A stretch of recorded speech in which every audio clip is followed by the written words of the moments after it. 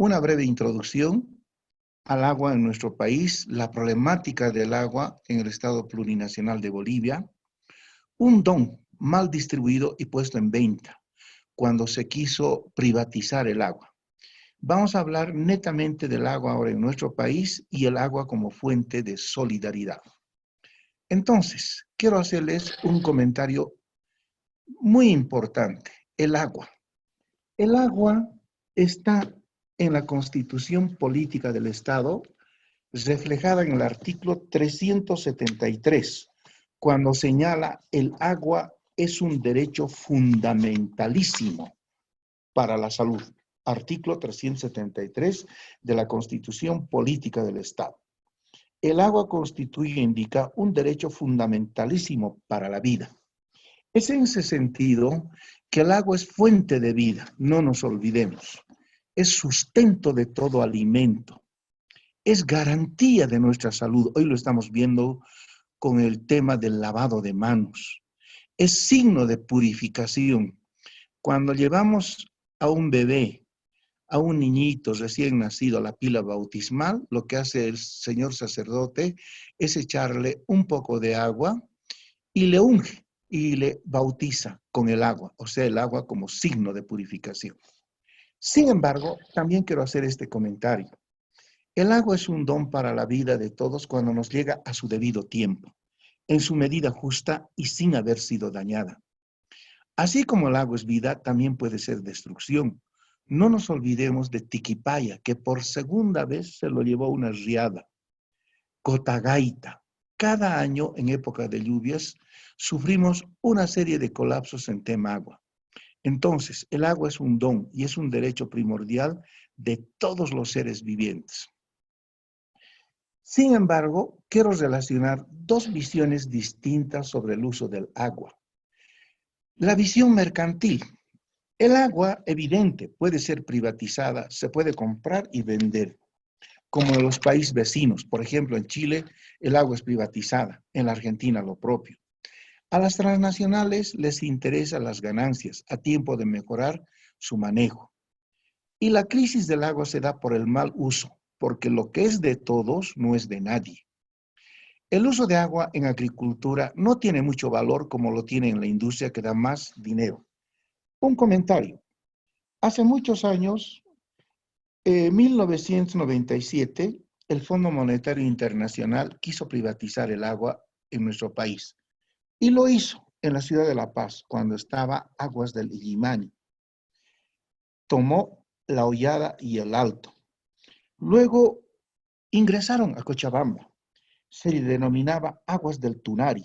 Era una posición del Fondo Monetario Internacional del Banco Mundial, la privatización del agua el año 1998. Y fue la valerosa ciudad de Cochabamba que se sublevó y rompió. Y es así que desde ahí el agua se ha declarado un derecho primordial. Si Cochabamba era positivo, nosotros éramos los próximos en Oruro e iba a llamarse Aguas del Sajama. Entonces, la historia del agua ha estado plasmada de heridos, de muertos, de sangre, pero al fin y al cabo lo logramos. El agua es un derecho universal que no se puede privatizar.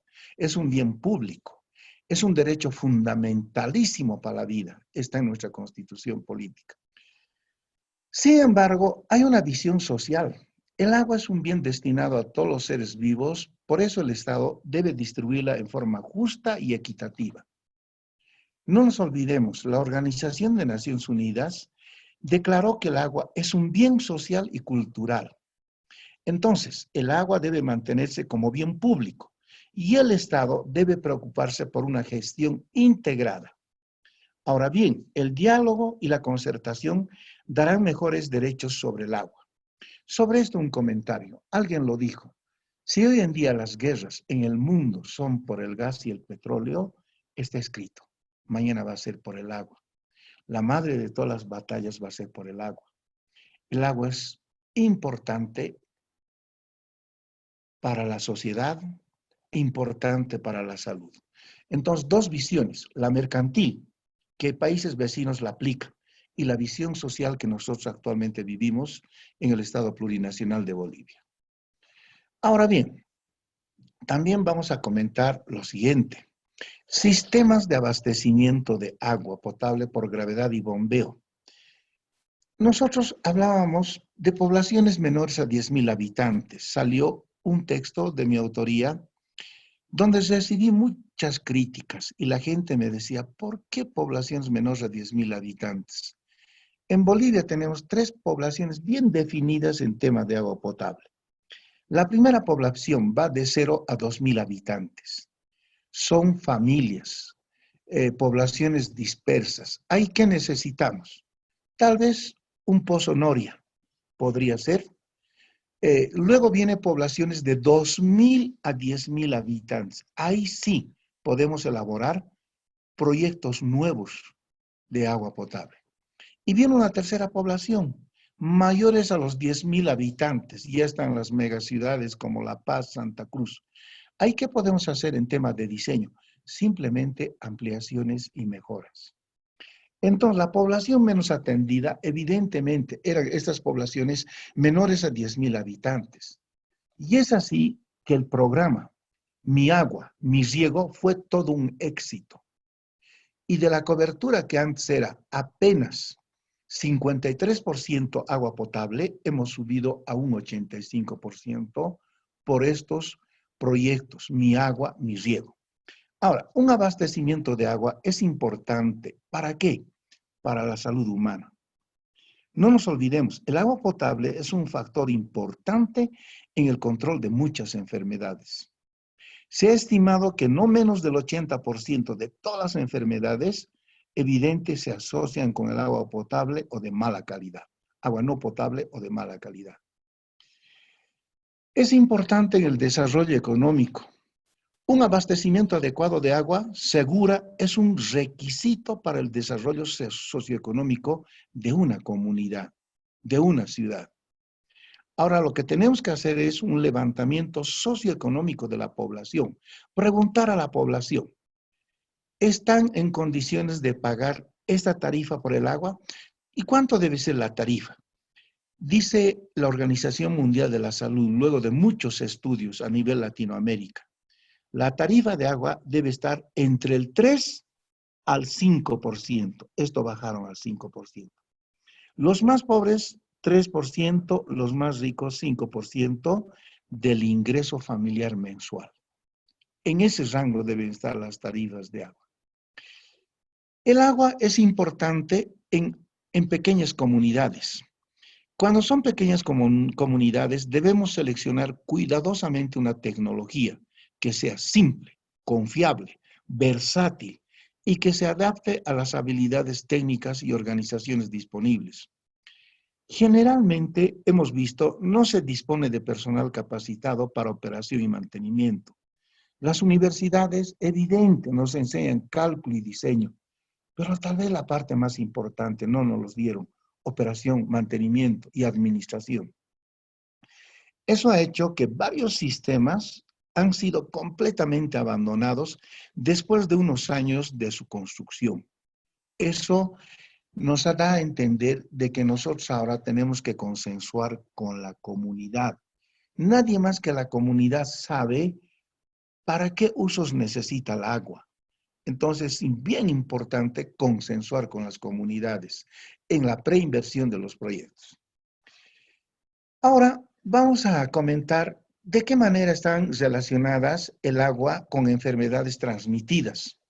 Por ejemplo, aquí tenemos enfermedades de origen hídrico.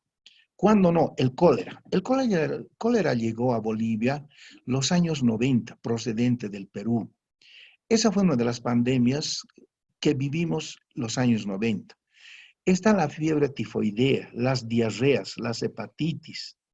¿Y esto por qué se da? Aquí el agua actúa como un vehículo pasivo para el agente infeccioso. El cólera se dio porque en muchos sistemas de agua se estaba uniendo las aguas de alcantarilla al agua potable. Habían fugas. Entonces, se hicieron estudios, se tuvo que separar, por eso los alcantarillados, en un sistema separado. Por un tubo agua de lluvia, por otro tubo agua domiciliaria y residual, y por otro tubo, agua potable. Todas estas enfermedades dependen también de un deficiente saneamiento. Es decir, tenemos que controlar el agua, sobre todo una de las situaciones más importantes, el cloro residual, la conductividad, el pH y sobre todo la Escherichia coli. En análisis de agua debe ser 0. Seguimos. Enfermedades transmitidas a través del agua. Ahora que hay enfermedades que se deben a la falta de agua. El uso continuo de agua ayudaría a evitar este tipo de enfermedades. Por ejemplo, escabiosis, la sarna. Tenemos la frambesia, lepra, la sepsis, el tifus exantemático, debido a los piojos, tracoma, conjuntivitis, cuando no, diarreas basilara mediana, salmonelosis, etc. La falta de una cantidad adecuada de agua y la pobre higiene personal crean condiciones favorables para su propagación. Ahora, las infecciones intestinales en este grupo también dependen de la falta de una adecuada eliminación desde desechos humanos, así como el agua vida, el alcantarillado de salud. Tienen que ir casadas ambos servicios, agua y alcantarillado. Otra temática, enfermedades causadas por agentes infecciosos propagadas por contacto o por ingestión de agua. Enfermedades que tienen su brote en el agua. Esquistosomiasis. Importante. Tenemos aquí ontiasis. De estos los más conocidos, esquistosomiasis. ¿En qué consiste la esquistosomiasis? Es interesante. Muchas veces nosotros nos introducimos a un riachuelo de aguas cristalinas. Aquí es donde cogemos el esquistosomiasis. Son caracoles de agua dulce. Estamos en el agua y el caracol se introduce en nuestra piel.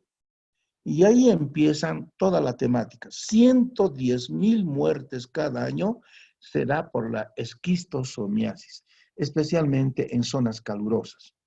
Ahora, una parte esencial del ciclo vital del agente infeccioso tiene lugar en un animal acuático, como les decía, el caracol de agua dulce. Algunos son también afectados por disposiciones de desechos. Entonces, enfermedades que tienen su brote en el agua.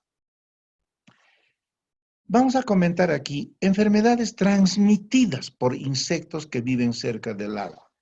Vectores relacionados con el agua. ¿Cuándo no? La fiebre amarilla, la fiebre hemorrágica, la fiebre del oeste del Nilo. Y tenemos aquí la malaria y enfermedades del sueño. Una situación que estamos atravesando en nuestro oriente boliviano. Las infecciones son propagadas por mosquitos, moscas, insectos que se procrean en el agua o pican cerca de ella. Estos son especialmente activos y agresivos cerca de aguas estancadas al descubierto, no afectados por los desechos. ¿Se acuerdan? Antes de la pandemia, Santa Cruz estaba atravesando una de las peores pandemias debido a esta situación de los mosquitos. Y luego se nos vino el coronavirus. Enfermedades causadas por agentes infecciosos. Estas son contraídas principalmente al comer pescado crudo, cuando no. Los peruanos les gusta el ceviche, pescado crudo, alimentos no coccionados, enfermedades de disposición de desechos fecales. Entonces, un principio nos indica que debemos coccionar nuestros principales alimentos. Eso es muy importante. Ahora, vamos a comentar qué es un sistema por gravedad sin planta de tratamiento. Tenemos un esquema muy bonito aquí. Es una comunidad pequeña. Entonces, la fuente de agua está aquí, en la serranía. Es una vertiente. Aquí lo que se hace es una obra de captación y tomamos el agua, viene a través de una línea de aducción. Pero resulta que la población está mucho más abajo. Entonces, lo que se suele hacer es instalar cámaras rompepresión. ¿Qué es una cámara rompepresión? Es una cámara que tiene 2 compartimientos de hormigón armado. Viene la presión del agua por la gravedad con tanta fuerza que aquí la presión se hace 0 y nuevamente vuelve a arrancar. Entonces, con esto nosotros logramos logramos evitar roturas en la aducción.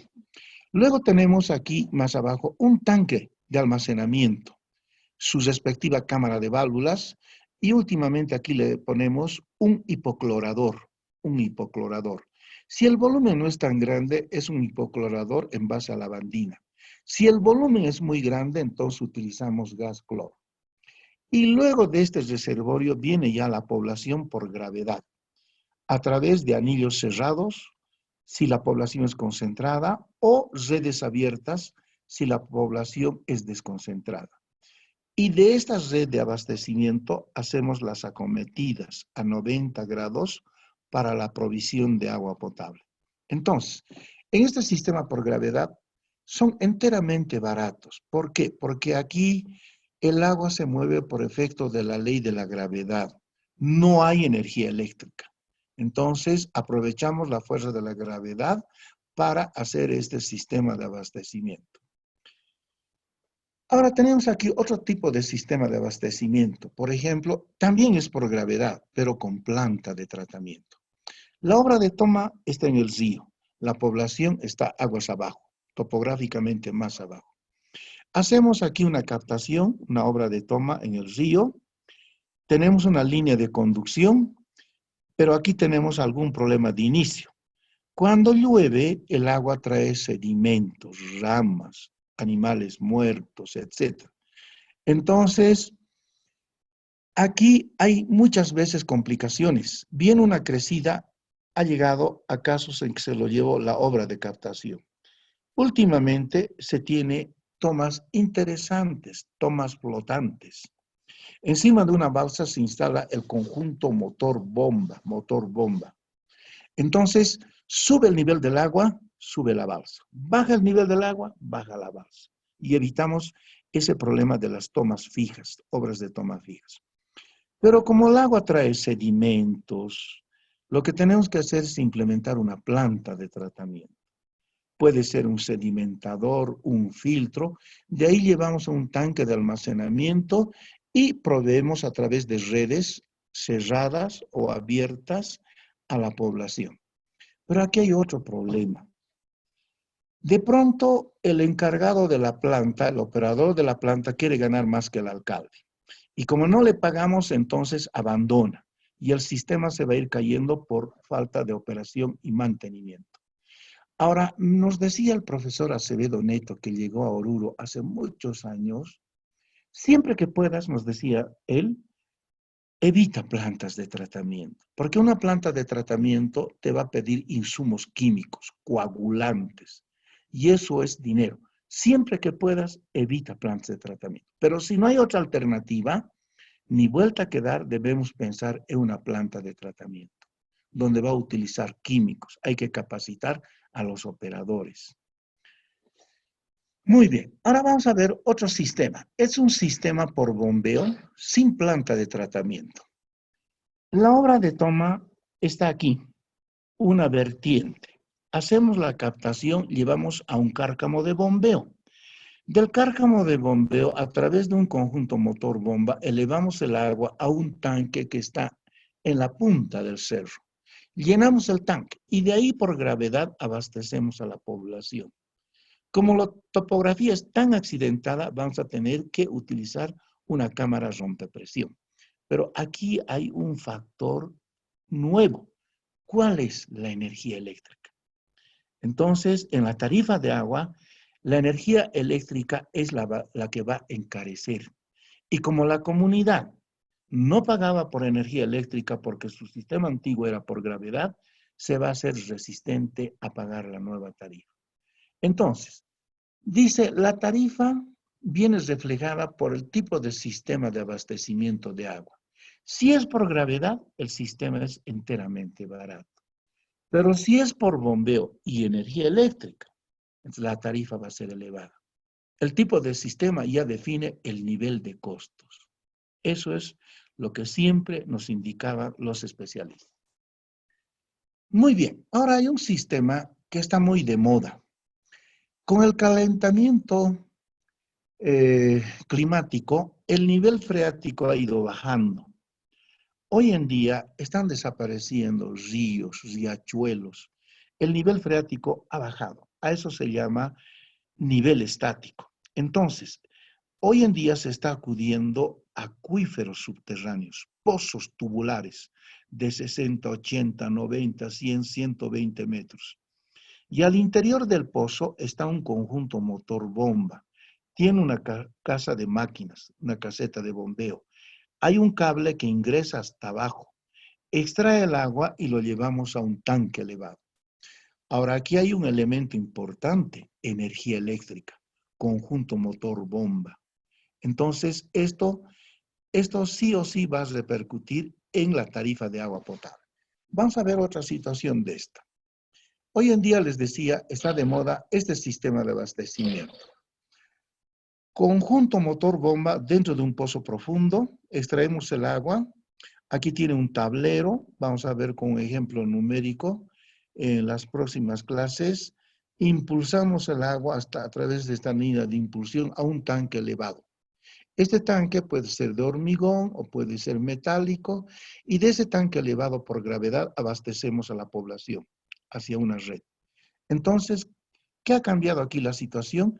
Que estamos extrayendo aguas subterráneas y estos pozos tubulares tienen 10 pulgadas, 8 pulgadas, 12 pulgadas como diámetro y sus profundidades son mayor a 30 metros, pueden ser 60, 80, 100, etc. Entonces, aquí ingresa un nuevo parámetro, energía eléctrica, energía eléctrica. Y eso es lo que encarece en la factura, en la tarifa de agua potable. Muy bien. Ahora vamos a comentar sobre el consumo medio diario de agua por persona. A esto nosotros denominamos dotación. Yo he tomado el ejemplo de la ciudad de Oruro. La EPSA se denomina Servicio Local de Acueductos y Alcantarillado Oruro, CELA Oruro. Y hemos hecho un estudio muy interesante.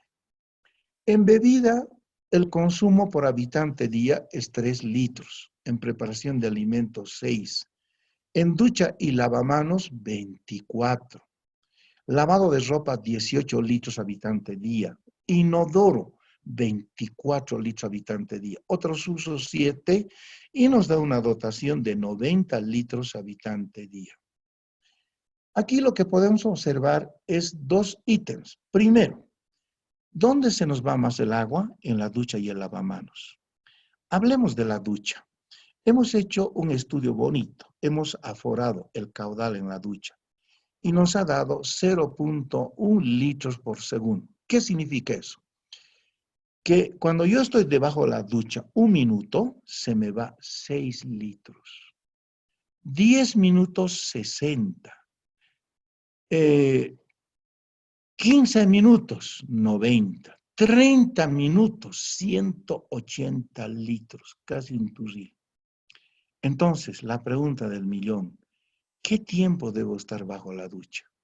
Países vecinos tienen normado. Indican de 5 a 10 minutos, no más. Otro tema, el inodoro, 24 litros. ¿Por qué? Tenemos inodoros de tanque bajo. Un hombre, una mujer sana visita el baño 2 veces por día. Y en cada evacuación se nos va 12 litros, por 2, 24. Ahora está de moda los inodoros ecológicos, que en cada evacuación se van de 3 a 5 litros. Entonces, eso nos señala que al futuro tenemos que cambiar también los artefactos sanitarios. Hemos aprendido, porque no se va a acabar el agua, pero sí está creciendo la población. Entonces, debemos usar racionalmente el agua.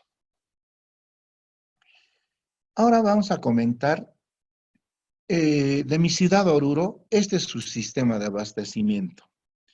Ciudad de Oruro tiene actualmente, según el INE, 350,000 habitantes, pero la realidad es que hemos superado el 500,000 de habitantes.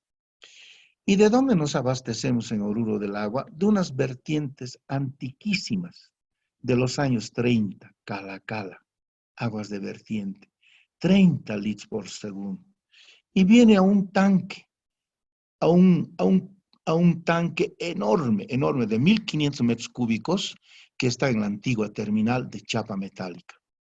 Y Oruro fue creciendo y fue tan necesario en los años 60 perforar una batería de pozos. Aquí, 5 pozos de la Pampita, se lleva un tanque intermedio y de ese tanque nuevamente a este tanque que está en la antigua terminal. Y Oruro sigue creciendo. Fue necesario en los años 80 perforar una nueva batería de pozos y nuevamente estas aguas llevar a este tanque que está en la antigua terminal. Entonces aquí es interesante, tenemos 2 campos de pozos, el agua es sumamente dura en carbonatos de calcio, y para rebajar esa dureza hemos tenido que mezclar con las aguas de las vertientes de Calacala. Y hemos bajado. Actualmente nuestra dureza es de 250 miligramos por litro en carbonatos de calcio y magnesio. Y de este tanque, a través de un sistema de bombeo, se llevan las aguas a un tanque más alto, el Cerrato. Del Cerrato se vuelve a bombear al Corazón de Jesús. Y de ahí, ahora no está en este esquema, se vuelve a bombear otro tanque. Y lo mismo se hace a la zona sur. Se lleva el agua hasta el tanque Agua de Castilla. Ahora hay un nuevo tanque que bombea del Agua de Castilla. Y la ciudad universitaria se encuentra en este sector, en la zona sur. En la zona sur. Y resulta que el agua viaja 40 kilómetros día. Entonces, ¿en qué se repercute la energía eléctrica? La energía eléctrica repercute en el costo de la energía eléctrica. Cada mes pagamos por concepto de energía eléctrica $30,000 mes. Solamente energía eléctrica. Claro, casi más del 90% es por sistema de bombeo. Entonces, el usuario más humilde en Oruro paga 25 bolivianos al mes por agua potable. Y de ahí se tienen medidores, micromedidores, macromedidores, va subiendo la tarifa. Pero ¿a qué quiero llegar? Quiero aterrizar que este es un sistema enteramente por bombeo. Y la energía eléctrica es la que encarece la dotación de agua. En eso consiste el sistema de agua potable de la ciudad de Oruro. Ahora, estos son los aportes aproximados de los sistemas. Entonces, aproximadamente son casi 300 litros, no es mucho el caudal. Como pueden ver, el caudal más grande viene del campo de pozos de Calacaja, Challapampita y Calacala. Entonces, tenemos aproximadamente 300 litros por segundo. Ese es nuestro caudal. Ese es nuestro caudal. Y tenemos una serie de tanques. Como pueden observar, tanques de chapa metálica, tanques de hormigón armado, tanques de mampostería de piedra, varios tanques en la ciudad. Es un sistema enteramente por bombeo. Luego, algo muy interesante, la pregunta del millón que muchas veces nos preguntamos. La próxima, por favor, y donde nos dicen, ¿no? Unita más, por favor. ¿De dónde se abastece Oruro en agua? Entonces, aquí está. Han hecho estudios hidrogeólogos que llegaron en los años 60 y ubicaron el acuífero más grande de la provincia cercado y está entre la ciudad de Oruro, Caracollo, Paria y Cayhuasi. 525 kilómetros cuadrados, es el mismo área del lago Popó. Y cuando llueve, aquí se insumen más de 3.500 litros por segundo. Es una esponja. Y en ese momento la consultora indicaba que Oruro tiene agua asegurada para 400 años. Entonces, es un acuífero subterráneo enorme, la famosa cuenca hidrográfica provincia cercado. Pero este acuífero está sujeto, ¿qué les digo yo? A la recarga. Ahora, estamos tras de una ley nacional que proteja este cuadrilátero y que se declare área de reserva. Entonces, de ahí proviene el agua a nuestra ciudad de Oruro. Son acuíferos subterráneos, como quien dice, Oruro nació con suerte. Oruro nació con suerte, tenemos garantizado para 400 años. En cambio, en la ciudad de La Paz, por ejemplo, se abastecen de aguas de lluvia a través de sus presas, Entonces, la temática es que cuando llueve hay agua, pero cuando no llueve estamos sujetos a una posible crisis del agua. En Oruro hemos nacido con esa suerte de que tenemos un acuífero enorme, pero debemos cuidarlo y declarar a través de una ley área de reserva. Muy bien. Ahora vamos a comentar un poquito de nuestro país, Bolivia en cifras. El Estado Plurinacional de Bolivia es uno de los estados más grandes. ¿Qué les puedo decir? Tiene una superficie superior al 1.000.000 de kilómetros cuadrados. Y éramos más grandes. Nos quitaron la mitad. ¿Se acuerdan de las guerras con Brasil, Chile, Paraguay, etcétera, etcétera? Población total, ya hemos superado los 10 millones. Para esta área deberíamos ser, me decía un colega, por lo menos un colega, ¿no? Peruano, unos 30 millones de habitantes. Densidad, 7.5 habitantes por kilómetro cuadrado. ¿Cuánto nos deben envidiar los chinos? Los chinitos tienen tanta población que por chinito apenas es 1 metro cuadrado y pueden tener un solo hijo, nada más. Nosotros somos un país maravilloso. Tasa anual de crecimiento, promedio, 2.74%. Pero ciudades como Santa Cruz y la ciudad más joven, El Alto, ya tienen 4,5% como tasa anual de crecimiento. Esto es lo que llama la atención, tasa de mortalidad infantil. Por cada 1.000 niños nacidos vivos en nuestro país, fallecen más de 60. En Chile, por cada 1.000 niños nacidos vivos, fallecen 30. En Inglaterra, por cada 1.000 niños nacidos vivos, fallecen 3. Es por estos indicadores, me decía un especialista, que nos consideran a nosotros como un país pobre, a pesar de tener tantos recursos naturales. Es por estos indicadores. Esperanza de vida al nacer en nuestro país, 62, más de 62 años. Bono dignidad se paga a partir de los 60. Concentración urbana ha subido. 64% de la población boliviana está en las capitales del departamento. Muy bien. Ahora, ¿qué nos dice UNICEF? UNICEF es una entidad que trabaja muchos años y la central está en la ciudad de La Paz. Hicieron estudios sobre saneamiento básico. UNICEF nos dice, cada año nacen en nuestro país 262,000 niños. Cada día nacen 717 niños. Cada hora nacen 30 niños bolivianos. Pero veamos ahora la otra cara de la medalla. Al mes fallecen 990 niños. Al día fallecen 33 niños. Y cada hora fallecen en nuestro país 1 a 2 niños bolivianos. La pregunta del millón, ¿por qué? ¿Cuál es la causa? El motivo. Ahora veremos. ¿Cuál es la causa? El motivo. Está aquí. Causas de muerte en niños menores a 5 años. Diarreas, 36%.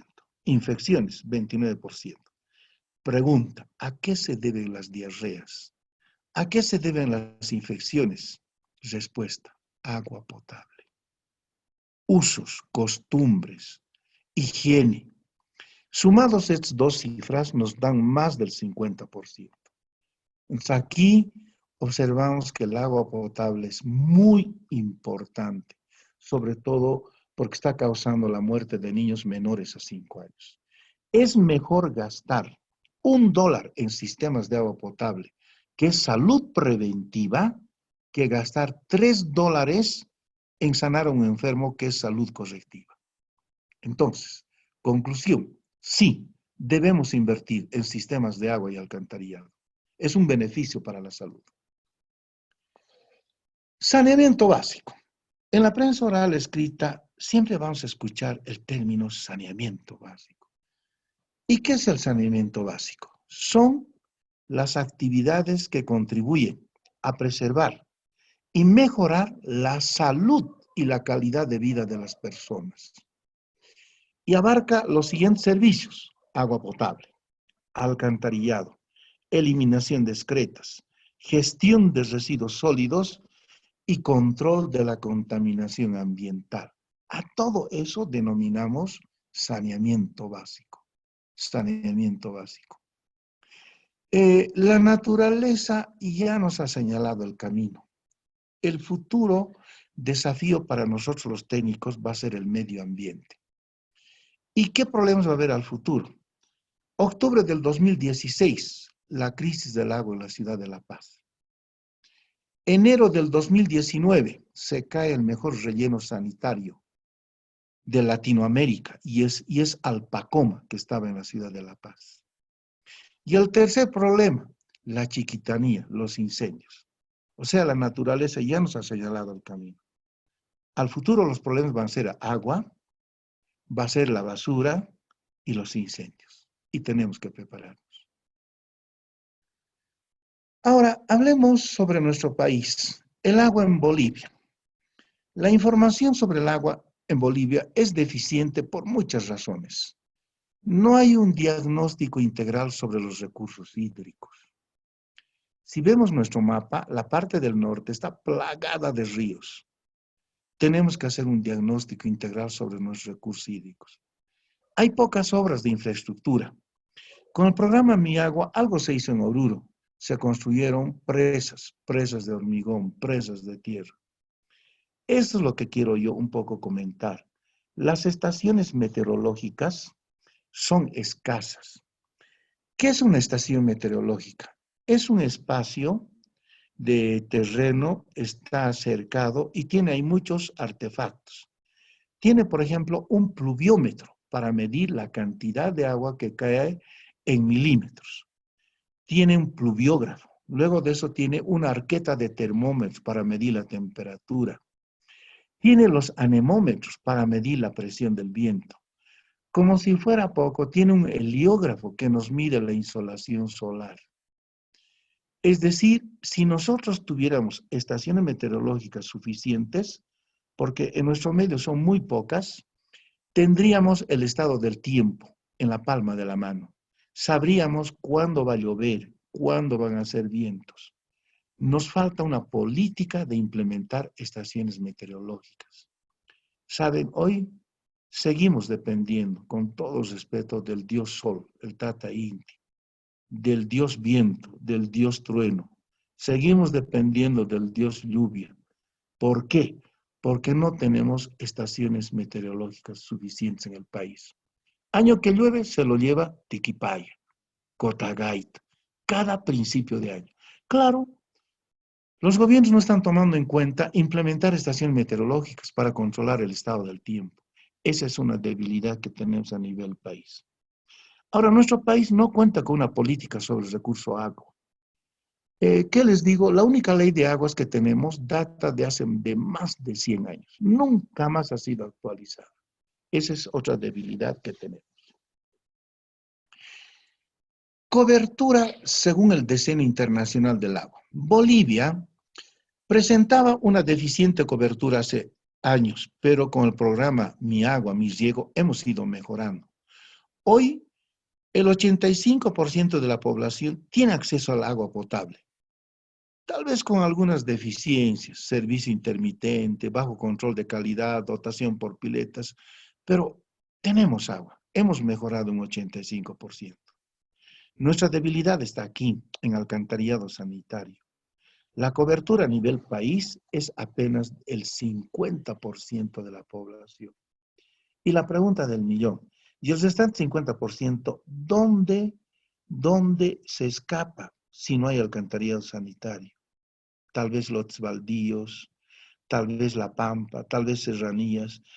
Ambos servicios deberían caminar de la mano, pero como vemos, están totalmente distanciados. Agua potable, 85% cobertura. Alcantarillado, bajísimo, 50%.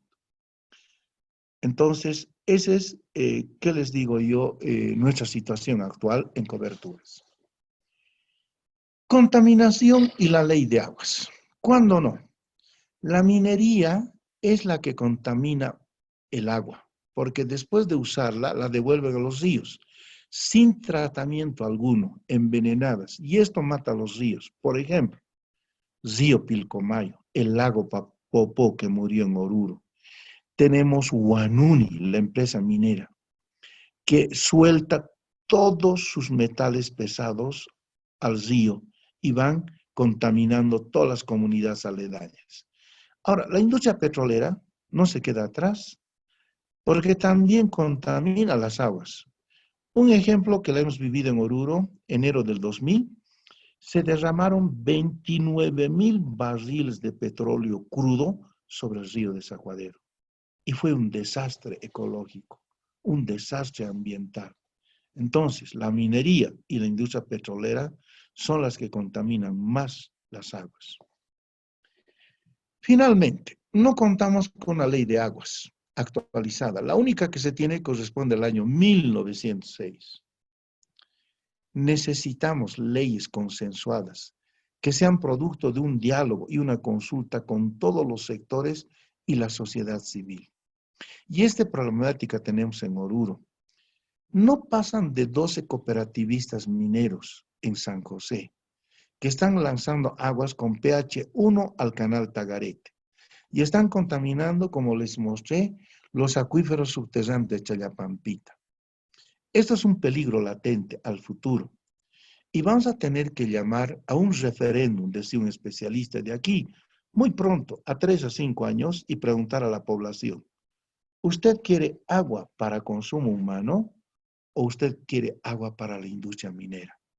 Que sea la población quien defina.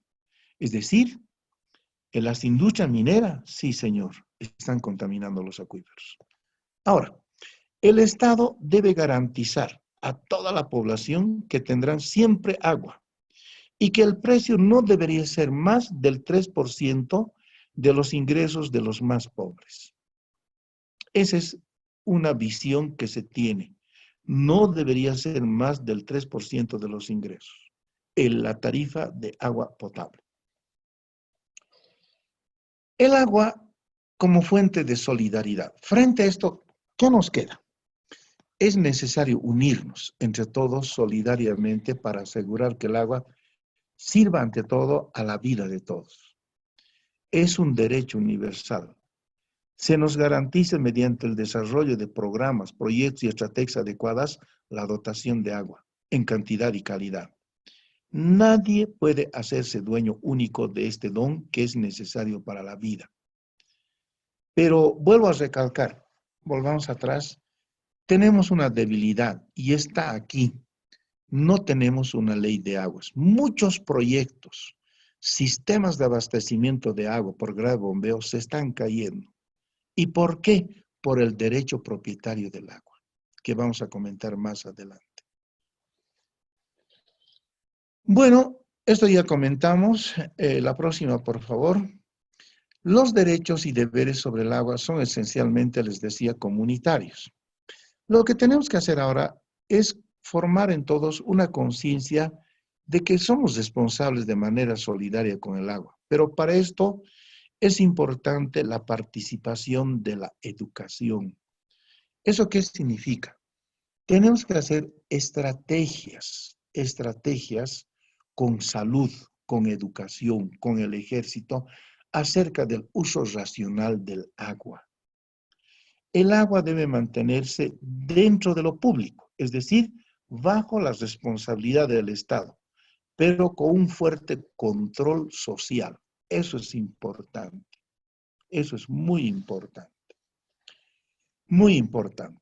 Y finalmente, bueno, en eso consiste esta alegoría del agua, como hemos podido observar desde el punto de vista de la salud, desde el punto de vista de la solidaridad y de las leyes.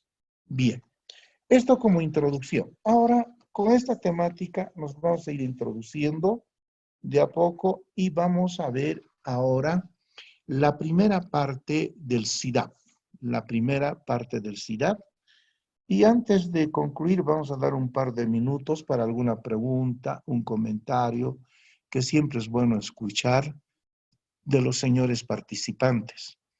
Entonces, esto Generalmente los damos en las clases que impartimos en la universidad para despertar, ¿qué les digo yo? La importancia del agua desde el punto de vista de la salud. Eso es lo que nosotros los técnicos tenemos que coger para socializar. Entonces, lo hemos denominado así. Sistemas de abastecimiento de agua potable por gravedad y bombeo. Y vamos a ver algunos cuadros que ya lo hemos visto, cómo el agua, un abastecimiento es importante en la salud humana, en el desarrollo económico y sobre todo en las pequeñas comunidades. Ahí hemos visto que nuestra debilidad es precisamente en operación y mantenimiento. Muy importante. Ahora sí, debemos hacer una evaluación de la comunidad y estudio de factibilidad cuando hacemos un proyecto de preinversión de agua. ¿Eso qué significa? La evaluación que se hace de la comunidad es a la vez un proceso objetivo y subjetivo. ¿Qué significa objetivamente? El investigador, el consultor, determina hechos, la población de la comunidad, la disponibilidad local de materiales, la oferta de la mano de obra calificada y no calificada, la información logística, si existe caminos de acceso en el lugar de emplazamiento del sistema de agua potable. Y subjetivamente, el investigador, es decir, el técnico, el consultor, determina sentimientos, personas influyentes de la comunidad, reacciones, actitudes de los comuneros de trabajo que esperan se realice y la disponibilidad de llevarlo a cabo. ¿Qué significa todo esto? Un proyecto es exitoso si los factores técnicos, así como los factores humanos, apuntan hacia la misma meta. ¿Eso qué nos está llamando la atención? Que debemos consensuar con la comunidad al elaborar el proyecto a diseño final. Un ejemplo, localidad de Vinto, Cochabamba, planta de tratamiento de aguas servidas. ¿Quién hace la inversión? El Banco Interamericano de Desarrollo, BID. 30 millones de dólares. Se adjudica una empresa. Entra la empresa con maquinaria y equipo. Están haciendo un movimiento de tierras. Y los vinteños salen con banderas bolivianas a la carretera. Y lo bloquean. Motivo. No quieren que se ejecute el proyecto. Se acercan los expertos del BID, les dicen, pero señores, es un proyecto para la salud, para ustedes. Y los comuneros dicen, no nos interesa. No queremos el proyecto. ¿En qué hemos fallado los técnicos? En no consultar a la comunidad, a la población. Ahora, cuando nos piden una licencia ambiental, tenemos que consultar a la comunidad. Ahí hemos fallado. No hemos vendido nuestras ideas. Y ese proyecto de 30 millones colapsó. ¿Todo por qué? Por no haber hecho participar a la población, a la comunidad sobre el proyecto. Moraleja, un proyecto es exitoso si los factores técnicos y los humanos apuntan hacia la misma meta. En ese caso es exitoso. Si no hemos consultado a la comunidad, vamos a tener muchas complicaciones. Ese es el mensaje. Ahora, estudio de la población. Es necesario efectuar un estudio detallado de la población de la comunidad, ya que el mismo determina los requerimientos del agua. Ahora, en nuestro país, el organismo estatal encargado de llevar estas estadísticas, estos datos oficiales, es el INE, Instituto Nacional de Estadística. Cuando nosotros hacemos un proyecto, tenemos que acudir al INE para preguntar la población. Ahora, para proyectar la población, la elección final del método depende. ¿De quién? De la experiencia del diseñista, del conocimiento que se tenga acerca de las condiciones socioeconómicas y características de salud de la población. Importante.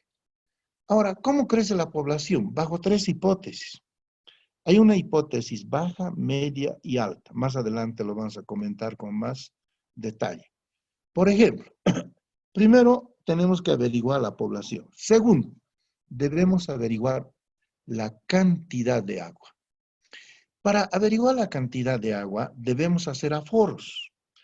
Aforar una corriente de agua significa determinar a través de mediciones el caudal que pasa por una sección dada y un momento determinado.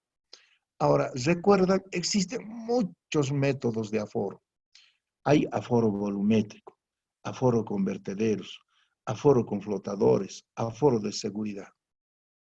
Debemos averiguar la cantidad de agua. Ahora, ¿en qué momento se hacen esos aforos? En época de lluvia siempre va a haber agua. Se lo debe hacer en época de estiaje. Entonces, ese es lo más determinante en época de estiaje. Estamos hablando del mes de junio, julio, agosto. Y con ese dato, diseñar el sistema de agua. Porque si lo vamos a diseñar con los datos de época de lluvias, no va a ser verídico. Ahora, el último aspecto que les decía de la investigación de la fuente es resolver los derechos del agua. Aquí es donde tenemos conflicto. Aquí hay conflictos con la gente, que en realidad depende de dicha fuente para la obtención del agua. Ahora, resulta que se están cayendo muchos proyectos, les decía, porque la fuente del agua está en un lugar, la vertiente. Más abajo está la comunidad que requiere el agua. Pero viene el INRA y había determinado una frontera y justo en la comunidad A está la fuente y la que quiere el agua es la comunidad B. Y ahí se hace un problema. La comunidad A no quiere dar 1 litro de agua, es decir, derechos del agua. Nosotros como técnicos, si podemos coadyuvar a resolver, está bien. Pero si no podemos resolver el problema, ¿qué tenemos que hacer?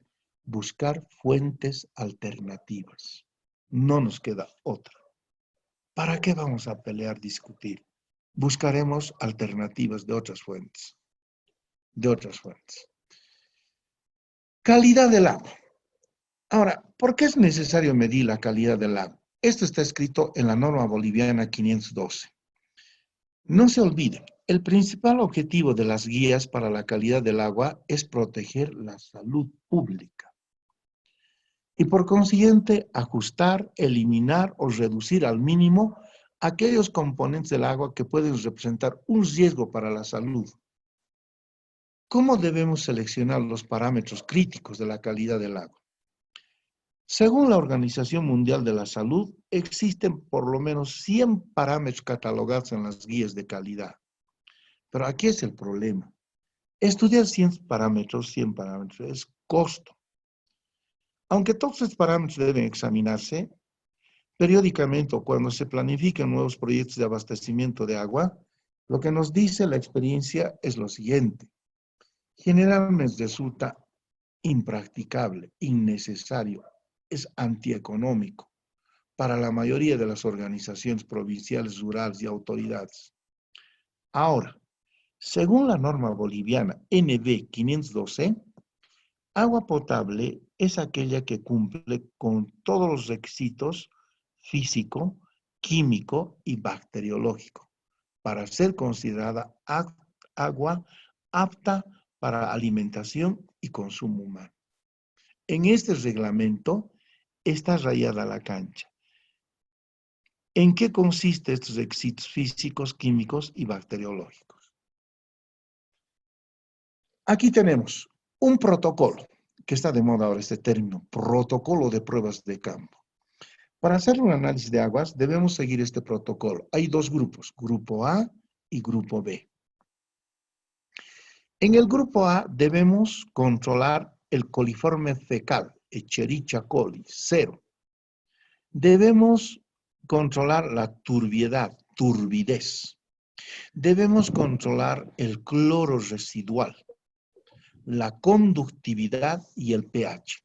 ¿Qué dice la norma boliviana 512 respecto al pH? El pH fluctúa entre 6.5, 6.5 y 9. Un agua apta para consumo humano, su pH debe estar entre 6.5 y 9. Pero para estas pruebas, que son esenciales, se requiere de instrumentos. Estas 5 pruebas del grupo A son críticas para indicar la calidad del agua. ¿Y quién nos hace este estudio? Laboratorios especializados. Por ejemplo, en Oruro, SpectroLab. en La Paz el Laboratorio de Ingeniería Sanitaria dependiente de la UMSA. Entonces, en cada departamento hay laboratorios ya especializados para hacer análisis del agua. En el grupo B, ahí debemos controlar olor, sabor, color. Para que un agua sea apta para consumo humano, no tiene olor, no tiene sabor, tampoco color, es incoloro. Estas pruebas son útiles y pueden ser valoradas sin necesidad de instrumentación, a través de nuestros 5 sentidos. Las 3 primeras pruebas son absolutamente esenciales y por eso se llama este grupo B organolépticos, porque con nuestros 5 sentidos del olfato, el gusto, etcétera, podemos nosotros verificar a priori el olor, sabor y color. Ahora, no se olviden, el protocolo es grupo A y grupo B. Pregunta, ¿cuánto costará un análisis de aguas de un laboratorio acreditado, por ejemplo, como Spectrolab? Aproximadamente son $100. Análisis físico, químico y bacteriológico. No pasa de ese nivel, esos laboratorios especializados de agua. Ahora, las prioridades importantes de estos ensayos son confiabilidad. Tenemos que ir a un laboratorio acreditado. Simpleza, rapidez y sobre todo bajo costo. En Oruro hay una entidad, Dinas Bajica. Para todos los municipios de Oruro hace estos estudios en forma gratuita, a través de un convenio que tienen Gobernación de Oruro, del departamento de Oruro, con los municipios, con los 35 municipios del departamento de Oruro. Los análisis son completamente gratuitos, a través de este convenio intergubernativo. Interesante. Pero si no fuera así, si yo soy proyectista, quiero el análisis de aguas, entonces debo acudir a un laboratorio acreditado y aproximadamente el costo de $100. Protocolos de pruebas de campo.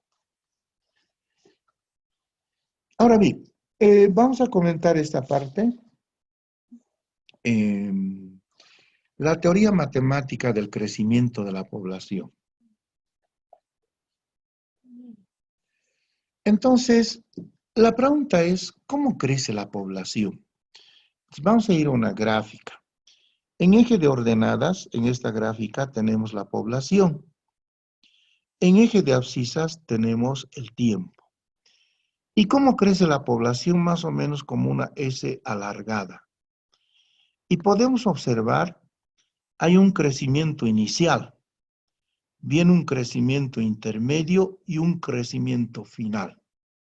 Y es así que varios matemáticos estudiaron esta curva.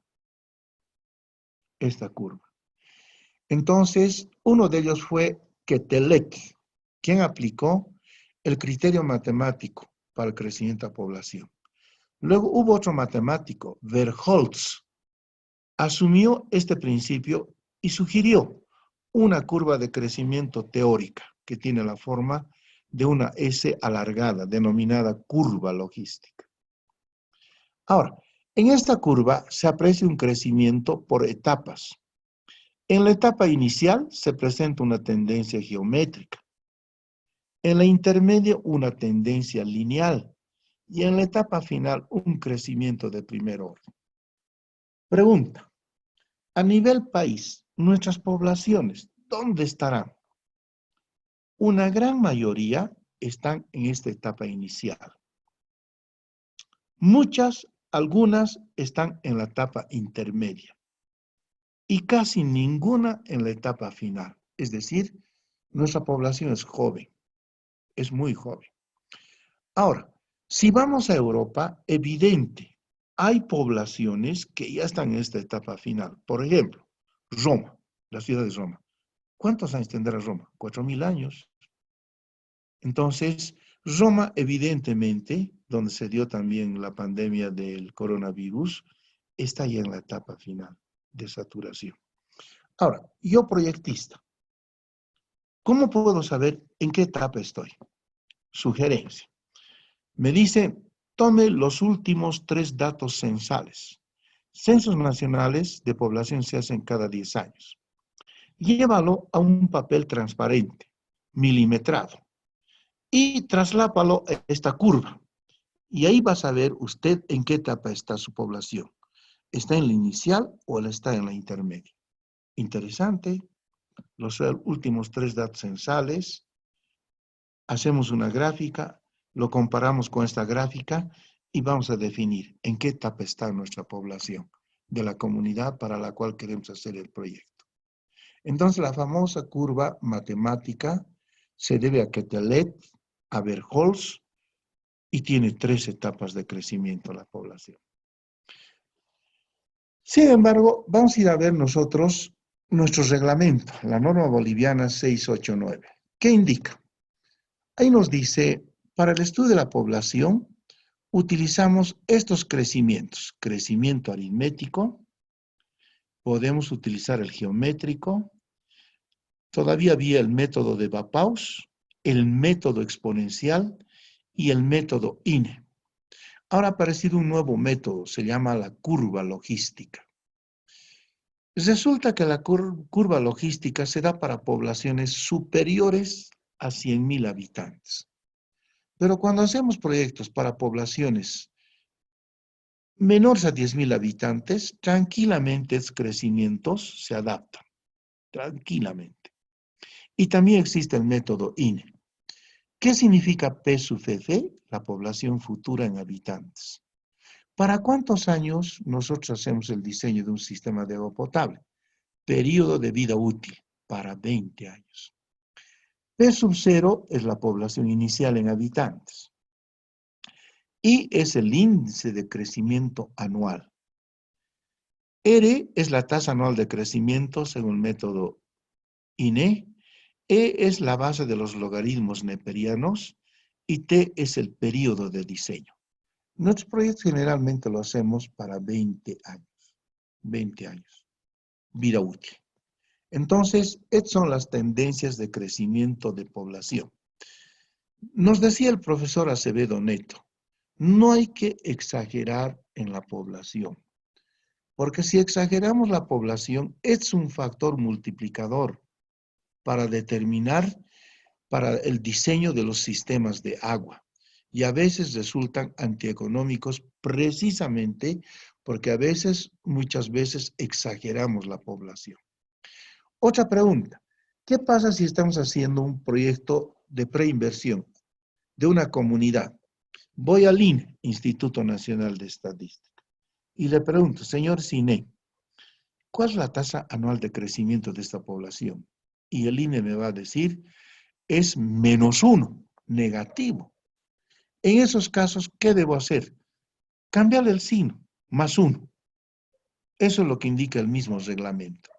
Hay poblaciones en nuestro país que se están vaciando, como el norte de Potosí, Quetena, tasas de crecimiento negativos. Hay poblaciones como Santa Cruz que está creciendo, como la ciudad del Alto, que han superado ya el 2.7% de crecimiento anual. Entonces, es muy dispar. Hoy en día hemos podido observar en las capitales de departamento, Oruro no es la excepción, las famosas urbanizaciones de nueva creación. Hay que decirlo así. Si le decimos periurbanas, se molesta. Urbanización de nueva creación. Es decir, hay una migración fuerte, fuerte campo-ciudad. 64% de la población boliviana está en las capitales de departamento. Entonces, eso es innegable que está ocurriendo en nuestro medio. Luego, topografía. Es el primer trabajo que se realiza a fin de poder diseñar un sistema de abastecimiento. Cuando hacemos un diseño, generalmente no existe el levantamiento topográfico. Entonces, ¿qué tenemos que hacer? Hacer la topografía. Podemos tomar a un topógrafo con estación total y hacer un levantamiento. Hoy en día también eso ya es casi anticuado. Los países vecinos como Perú, por ejemplo, están haciendo levantamiento topográfico en base a drones. Alguien dice que el costo de un dron es aproximadamente igual al costo de una estación total. Es mejor es tomar drones. Actividades. Cuando se trata de sistemas de tamaño mediano a grande, el levantamiento debe ser de tipo planialtimétrico. ¿Qué significa? Debemos levantar la planimetría y la altimetría a través de curvas de nivel. ¿Cómo debemos hacer esto? Con una poligonal cerrada de primer orden y poligonales secundarias que luego van a ser niveladas. Ahora, no nos olvidemos, todo levantamiento topográfico para el diseño debe ser referenciado a los famosos bancos de nivel, los benchmark, y deben construirse dados de hormigón, mojones, en los puntos principales de la poligonal base. Eso es importante. Seguimos. Ahora, en el mismo reglamento NB 689 indica: las nivelaciones en las poligonales deben ser estacadas cada 20 metros en terrenos planos y cada 10 metros en las curvas y en terrenos con pendiente abrupta. Al centro del benchmark, no te olvides, debemos colocar un elemento metálico a tiempo de variar y una inscripción que identifique el banco de nivel. ¿Cómo identificamos un banco de nivel? Con las coordenadas norte, este y la altitud. Ahora, los levantamientos para sistemas pequeñitos por gravedad se lo puedes realizar usando eclímetros. El eclímetro es como una regla de 30 centímetros. Se aplica a líneas cuyo desarrollo no sea mayor a los 2000 metros. Es válido para sistemitas muy pequeños. ¿Qué más en topografía? Ahora, iremos a la anterior, por favor. Topografía. Topografía. Quiero hacer un comentario interesante. Muchos proyectos se están viniendo, se están cayendo. Increíble por la topografía. Y comentamos con los colegas, ¿cómo es eso que es por la topografía? Sí, señor. Resulta que nosotros tenemos que pedir al topógrafo un certificado de calibración. ¿Cuándo fue la última vez que se calibró el equipo? Si no pedimos certificado, estamos arrastrando errores. Y por ese hecho se están cayendo los proyectos. Por ejemplo, Chayapata. Hacemos el replanteo para el sistema de agua y alcantarillado, sobre todo alcantarillado. Es un BM al interior de la estación de Chayapata, estación de ferrocarril. Y resulta que hemos encontrado entre el terreno y el proyecto una diferencia de unos 50 metros. Es decir, al alcantarillado sanitario lo hicieron en el aire. Entonces, ahí ya se complica la situación. Entonces, como proyectistas tenemos que pedir al topógrafo la última certificación de calibración de su equipo. Por este hecho que se están cayendo muchos proyectos por efecto de la topografía. Ahora, planos.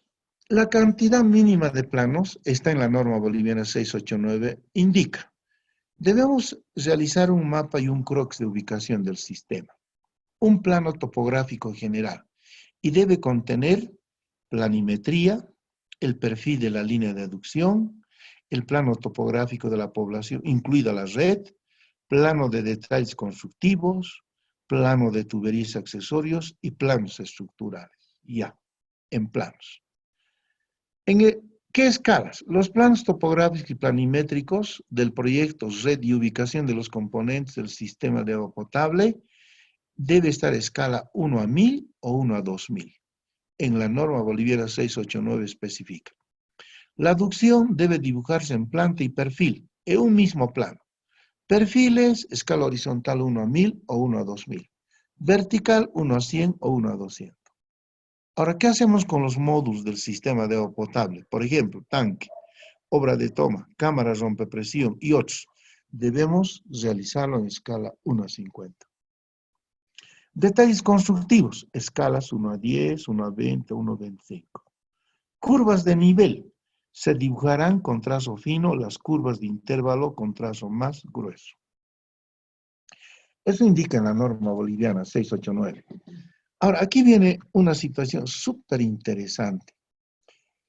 Si nosotros somos ejecutores, nos deben dejar una libreta de campo. Si nosotros somos proyectistas, tenemos que elaborar una libreta de campo.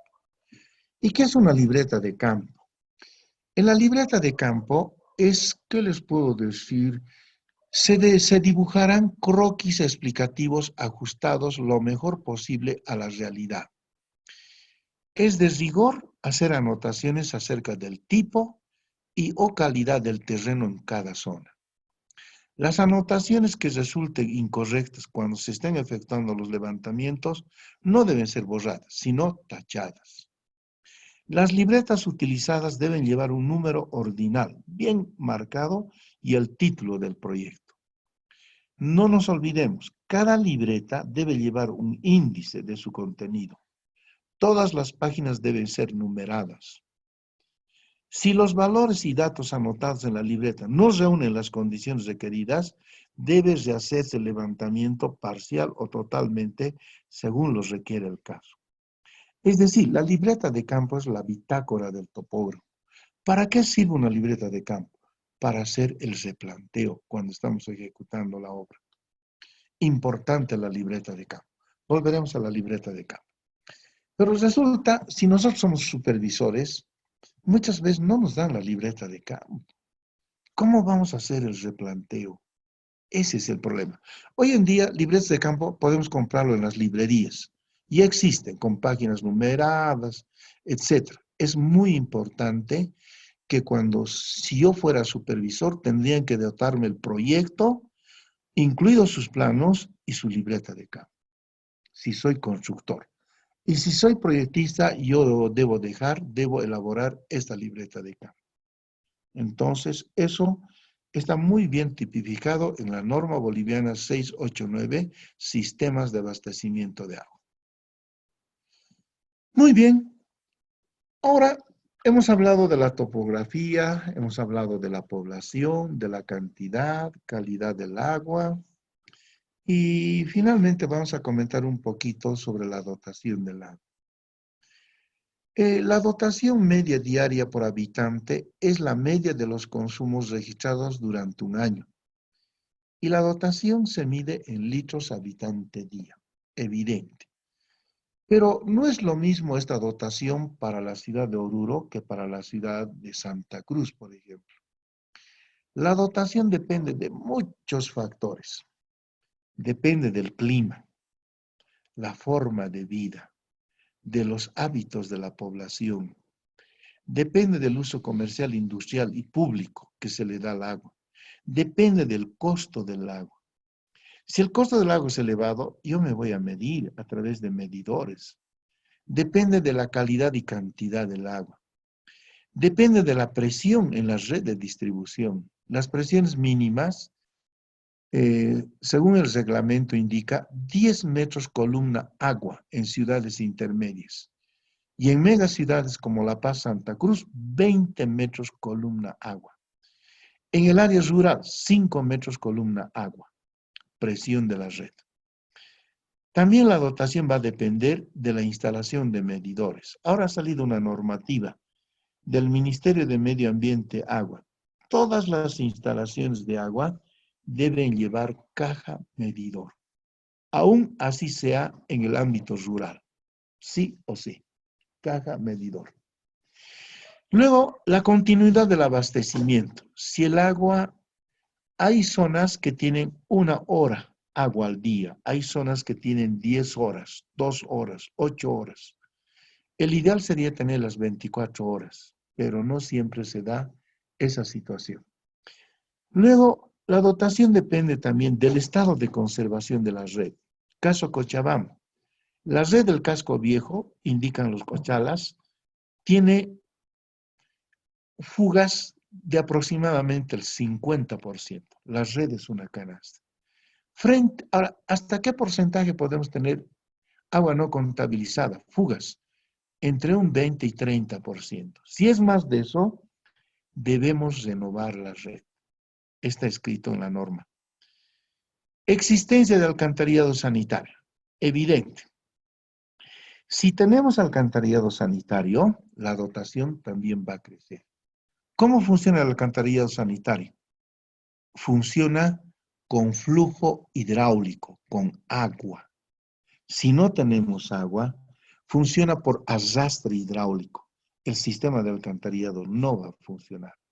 Como pueden ver, son muchos los factores que intervienen en la dotación de agua. Los más importantes: clima, hábitos, calidad, cantidad del agua, las presiones, los micromedidores, la continuidad de abastecimiento y si existe alcantarillado, entre los más importantes.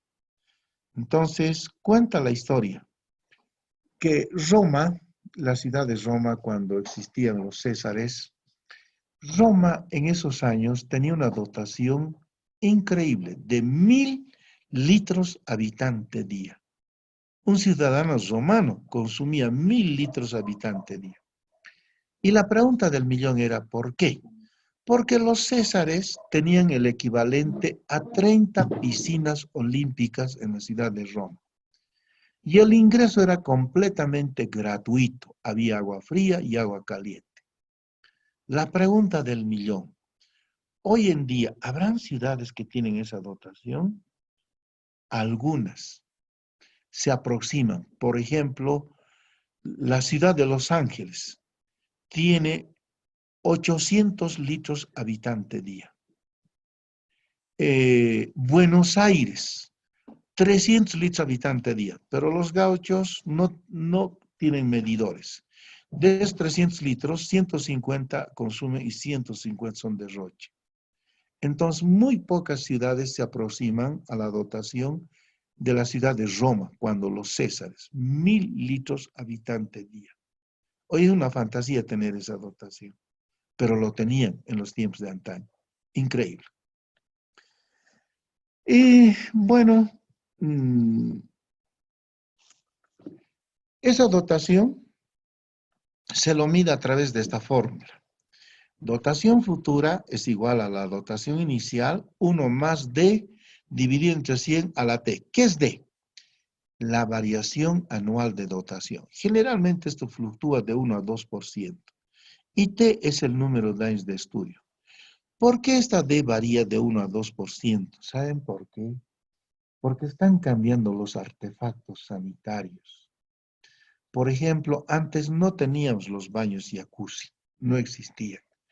Antes no había lavamanos ascensores, hoy sí. Antes, por ejemplo, no había inodoros a válvula flush, hoy sí. Entonces, están cambiando los artefactos sanitarios. Y por eso que esta variación anual generalmente varía entre el 1 al 2% anual y se calcula con esta fórmula. Dotación final igual a dotación inicial.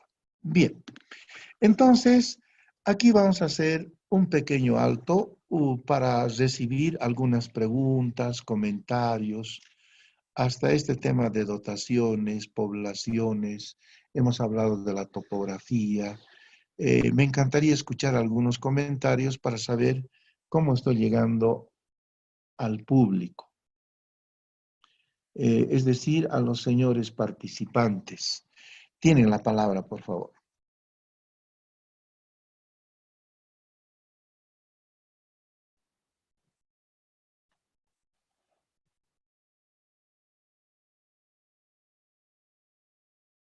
Ingeniero, muy interesante la primera parte de hoy día.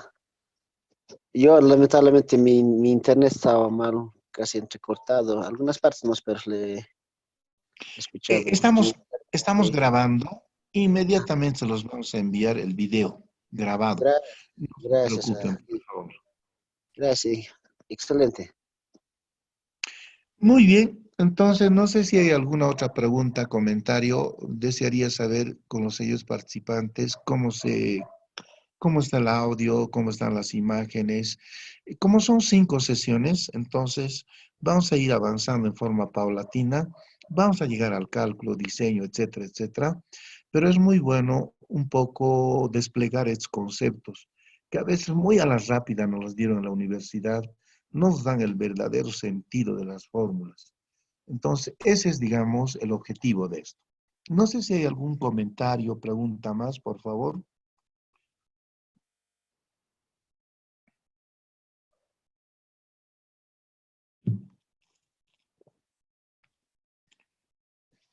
Entonces, si no hubiera, vamos a hacer un resumen rápido de lo que hemos ido viendo hasta este momento.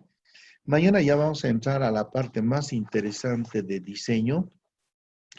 Hemos ido viendo, por ejemplo, el estudio de la población, cantidad y calidad, aforos. Hemos hablado sobre la calidad del agua, los protocolos que debemos seguir.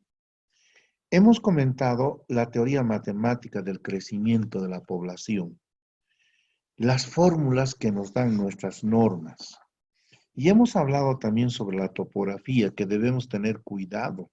Debemos pedir la certificación al topógrafo de calibración de sus instrumentos. Qué importante son los planos, la libreta de campo.